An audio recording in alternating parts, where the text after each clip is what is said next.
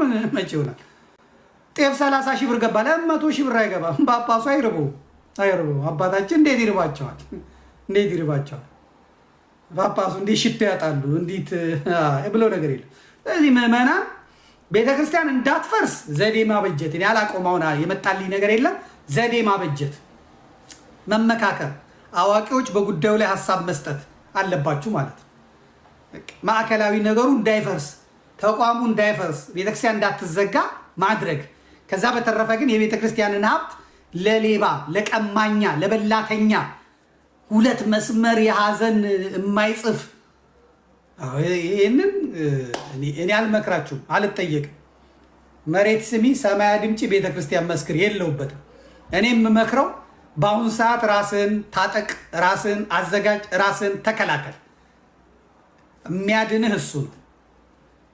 አለቀ። ቅድም ስትናገሩ ነበር ምህረተአብ፣ ሰሞኑንም ሲጽፉ አይቻለሁ። አንዳንድ ሰዎች ልካችሁልኛል። ምህረተአብ ቢኖር ኖሮ ምህረተአብ ቢኖር ከቁመት በላይ የሆነ ጧፍ ያስይዛል። ቦሌ መድኃኔዓለም ኑ የኦርቶዶክስ ማንም የማይቀርበት እንታላንጉ በያለን ማንም ቀርበት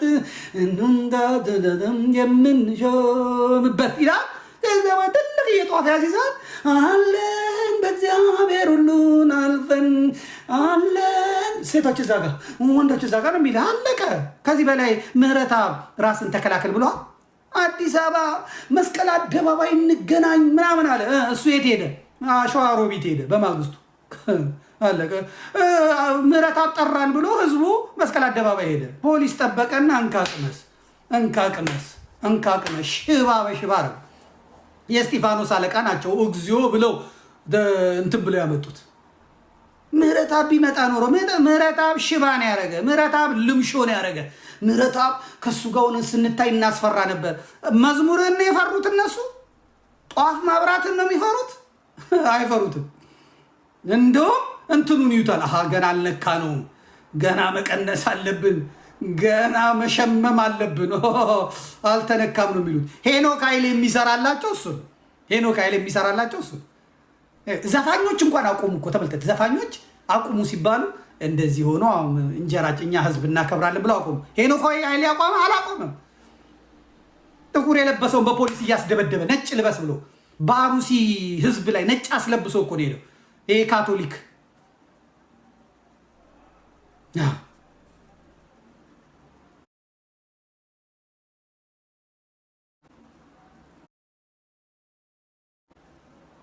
አላቅም የሆነ ነገር ጽፎ አይቻለሁ። እና ቤተ ክህነቱ እንትን ስላለ እንጠብቅ፣ እነሱን አባቶቻችንን ባንናገር ጥሩ ነው ምናምን ብሎ ያለ ማለት ነው። እያየሁት ነው። እንደውም ህዝቡ ላይ የወረደበት ነው እያየሁት። የጥያቄ ምልክት አድርገውበት ማለት ነው። ከዚህ በፊት ቀደም እያን ከልቅሶ ጋር ንግግሮችን ስናደርግ የነበረው የአሩሲ ሀገረ ስብከት ዝምታ አስደንግጦን የእረኝነት መልክ ብናጣበት ነበር። አሁን ግን በማህበራዊ ሚዲያ እንደተከታተልኩት የሀገረ ስብከቱ ሊቀ ጳጳስ መግለጫ ሰጥተዋል። መግለጫ ነው የጠፋው። መግለጫማ ተጽፎ የተጠበቀ ነው። ሀገረ ስብከቱ እኮ የሰጠው መግለጫ ስራ አስኪያጁ ምንድን ነው ያለው? ቢቢሲ ሲጠይቀው የተወሰነች ግጭት ናት የተፈጠረችው ነው። የኦሮሚያ ሲኖዶስን ያቋቋመ ሰው እኮ ነው ይሄ ሰው እያምጥቶ ስራ አስኪያጅ ያደረጉት። ቢቢሲ ሲጠይቀው የተወሰነች ግጭት ናት አለ። ቤተክርስቲያን እንደዚህ ተቃልጧል ሲል ትንሽ እሳት ተነስታለች መሰለኛል። እና ምንድነው ሲል መንግስት አጣሪ ልኳል፣ እሱን እናደርጋለን። የቤተክርስቲያኒቷ ስራ አስኪያጅ የሆነ ከአራጆቹ ጋር አብሮ የሚሰራ ቀሚስ